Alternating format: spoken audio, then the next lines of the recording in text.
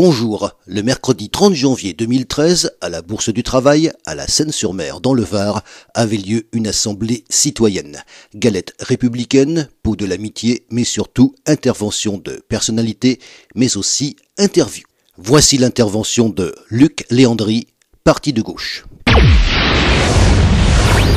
Bonsoir à tous et à toutes. Moi, je voulais, sur ce que vous avez entendu des discours, je pense que je voulais insister avant de venir sur les questions de fond et les propositions fortes que fait le Front de gauche, revenir sur ce qu'a pu dire Pierre Laurent, qui je crois est vraiment au cœur de la bataille que nous menons, la lutte contre la résignation. Moi aujourd'hui, si le Front de gauche, on en veut aussi aux socialistes, au gouvernement socialiste, c'est parce qu'il désespère aujourd'hui le peuple. Il désespère le peuple, il l'amène à la résignation, on ne pourrait pas faire autrement. Et aujourd'hui, Pierre Laurent l'a très bien dit, ceux qui portent l'espoir, aujourd'hui c'est nous le Front de gauche. Et nous on le dit oui, clairement, par nos propositions, on peut faire autrement. On n'est pas condamné à l'austérité. Et il faut effectivement qu'on se batte, comme se sont battus et continuent de se battre les camarades de la Banque de France hier. Demain, je vous invite à la manifestation dans la fonction publique pour effectivement refuser l'austérité dans la fonction publique et plus largement, il faut lutter. Et aujourd'hui, c'est cette lutte que mène le Front de gauche et que nous menons ensemble. Et c'est aujourd'hui cet espoir que nous représentons qu'il faut que nous portions. Parce que nous, on dit on peut faire autrement et on amène des propositions très claires, très fortes. Et nous, on dit, si vous n'êtes pas capable de le faire, nous, on y est prêt et on peut faire autrement. Et les propositions, elles sont très simples, j'y viens. On vous dit,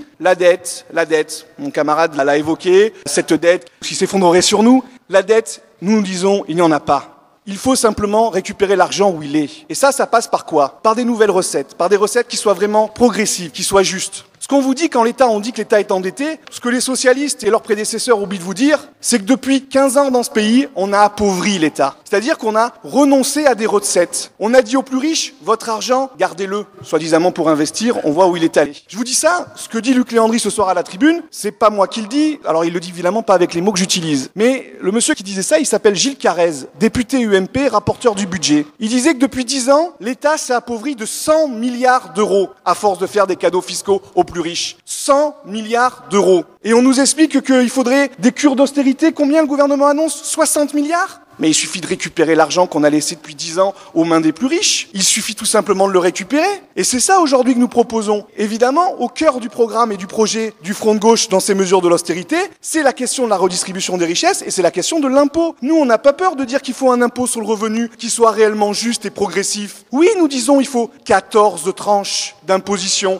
Chaque fois qu'on franchit des paliers, on paye un petit peu plus sur la plus haute tranche. Alors, avec un peu d'humour, je vous dirais, Jean-Luc Mélenchon et d'autres avaient prévenu François Hollande. Très bien ton idée de taxer à 75% à plus d'1 million. Mais il faut mettre des tranches avant, parce que sinon c'est absurde d'arriver d'un coup, on passe de 45 à 75. Nous, on dit il faut des tranches. Alors nous, évidemment, nous 75 c'est pas assez, nous c'est 100%. Au-delà de 360 000 euros, c'est 100%. Il y en a marre aujourd'hui que les gens, avec 360 000 euros par an, de revenus, je parle de salaire, on peut vivre et très bien. Au-dessus, on prend tout, on l'assume. Et quand on parle redistribution des richesses, on parle impôt, mais nous on dit il faut parler aussi salaire. Et c'est là où le Front de gauche, quand parfois on veut nous dire vous êtes... Mais nous on est très cohérents et on va jusqu'au bout. Parce qu'évidemment on prône le SMIC à 1 700 euros, parce qu'on considère que c'est le minimum aujourd'hui dans les conditions de vie dans lesquelles nous avons. Et on le dit bien aussi, on parle de salaire maximum. Et on dit quoi aujourd'hui? Le salaire maximum dans une entreprise, c'est pas plus de 30 000 euros, c'est-à-dire 20 fois ce que gagne le plus bas salaire dans l'entreprise.